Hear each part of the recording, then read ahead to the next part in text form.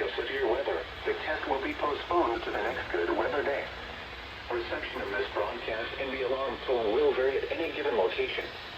This alarm tone will be activated for hazardous watches and warnings for the following counties: Beaufort, Bryan, Bullock, Chatham, Effingham, Jasper, Liberty, and Screven. This concludes the weekly test of the NOAA Weather Radio All Hazard Station KEC85 by the National Weather Service Office in Charleston, South Carolina.